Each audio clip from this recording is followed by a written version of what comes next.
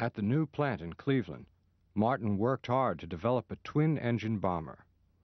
Much to Martin's disappointment, the Aircraft Production Board, who was in charge of all wartime production, was not interested in Martin's bomber. Instead, they wanted only foreign designs. Frustrated but still determined, Martin continued developing the bomber. On January 17, 1918, the Aircraft Production Board changed its mind and asked Martin to build his twin-engine bombers for the Army. Martin's first bomber was called the Glenn Martin bomber, the GMB.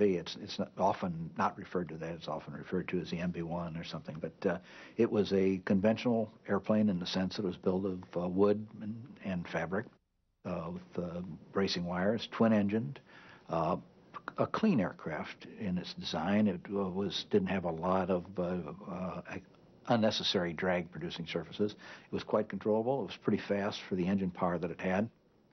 So it came to being as a purely American product, unlike the de Havilland. It was not derived from other people's drawings or other people's designs, and there's a great deal of pride in it. The speed of this accomplishment surprised and amazed the government. Martin would later say that he pulled it off because he had the ablest and most experienced men in the industry to help me.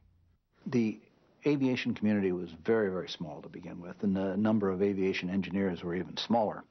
The number of jobs available were very, very small. So if you had a company that was making airplanes at a profit, and as Martin was beginning to do, you got applications from the small pool that was there. Now, they were generally the people who were most interested and had the most capability, and so it speaks extremely well of Martin that he would hire people like Larry Bell, who was a great floor manager, Donald Douglas, who was an engineer, Eric Springer, who was a great test pilot, C.V. Van Dusen, who was a good administrator, many, many others, and used them as he did so successfully.